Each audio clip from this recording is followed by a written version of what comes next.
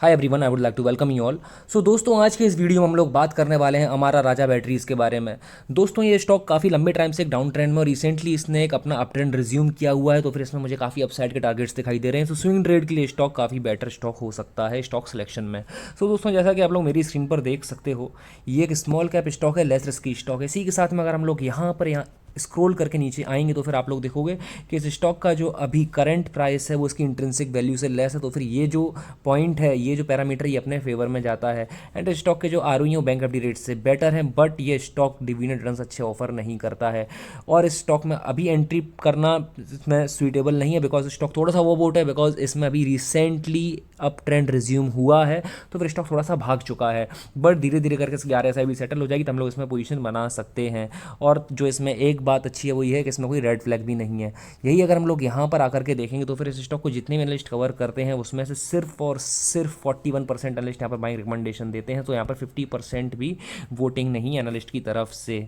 अब अगर हम लोग हमारा राजा बैटरीज के प्राइस परफॉर्मेंस पर नज़र डालेंगे तो फिर आप लोग एक चीज़ देखो कि पिछले 3 साल में ये अराउंड अप्रॉक्सीमेटली 16% डाउन है, 17% डाउन है। पिछले एक साल में भी अराउंड डाउन ही है, बिकॉज मैंने कहा इसमें काफ़ी लंबे टाइम से एक डाउन ट्रेंड चल रहा था। ईल टू डेट में भी अराउंड डाउन ही है पिछले 3 महीने में। लेकिन मैंने आपसे कहा इसमें एक अप ट्रेंड रिज्यूम हुआ है, तो फिर पिछले 3 महीने में अराउंड 21% के रिटर्न दे चुका है। पिछले एक महीने में 27.5% अप है। पिछले एक वीक में अराउंड 3.37% अप है। अब अगर इसमें बात आती है वॉल्यूम एनालिसिस की, तो फिर आप लोग देखोगे इसमें जो वॉल्यूम्स हैं, जो डिलीवरेबल वॉल्यूम है, वो ज़्यादा अच्छे नहीं है। आज का यहाँ पर शायद डेटा कैप्चर नहीं हुआ है अभी तक, लेकिन अगर आप इसका लास्ट ट्रेडिंग सेशन देखोगे, यहाँ पर सिर्फ और सिर्फ 23% की डिलीवरेबल क्वांटिटी उठाई गई है। ठीक है, 1 वीक में जो उठाई गई है वो है अराउंड 19% की, और 1 मंथ का जिसमें एवरेज है वो है सिर्फ और सिर्फ 18%।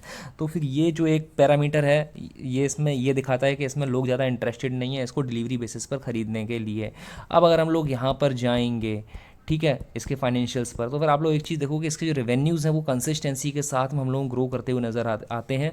पिछले 4 साल में अगर हम लोग यहाँ पर देखेंगे, अगर इसके हम लोग नेट प्रॉफिट पर नज़र डालेंगे इसके साथ में, तो फिर आप लोग देखो कि इसका ये साल का जो इसका जो लास्ट 2 ईयर्स का जो नेट प्रॉफिट है, पिछले 2 साल से इसका नेट प्रॉफिट डिक्लाइन ही हो रहा है।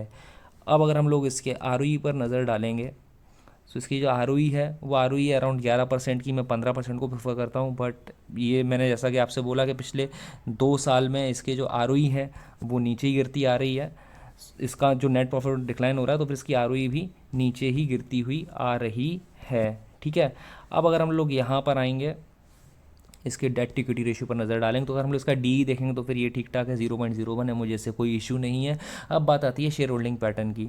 दोस्तों, अगर आप लोग इसी देखोगे तो यहाँ पर जो इसकी प्रमोटर्स की होल्डिंग है वो पिछले एक साल में कांस्टेंट है, जो कि है 28.06। यही अगर हम लोग इसके FIs के डेटा पर नज़र डालेंगे तो फिर इसके FIs के डेटा में हम लोग थोड़ी सी कमी देखने को मिली है, but on an average last year के मुकाबले में ठीक ठाक है। ठीक है, यही अगर हम लोग यहाँ पर DIs के डेटा पर देखेंगे जाकर के, तो फिर DIs का डेटा देखोगे तो फिर DIs के डेटा में काफ़ी बड़ा डिक्लाइन देखने को मिला है। इसका मतलब FIs ने भी अपनी जो इसकी होल्डिंग्स है उसको ऑफलोड किया है, DIs ने भी अपनी होल्डिंग्स को ऑफलोड किया हुआ है, तो फिर ये एक अच्छा साइन नहीं है।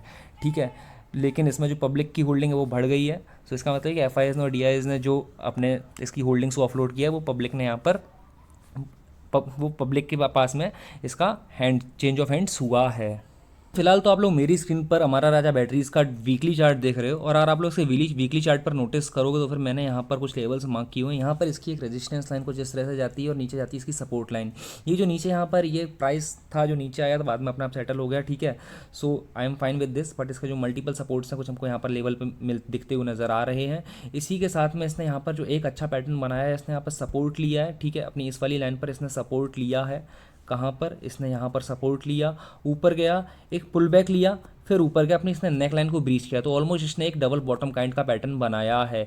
अगर मैं यहाँ पर कुछ और इसमें जो नीचे के साइड्स के टारगेट एक्सपेक्ट कर रहा था, मैं सोच रहा था कि मैं इसको यहाँ पर कहीं पर बाई करूँगा जहाँ पर इसने लास्ट टाइम सपोर्ट लिया था, बट यहाँ तक आया नहीं, यहीं से इसने अपना अप ट्रेंड रिज्यूम कर लिया है।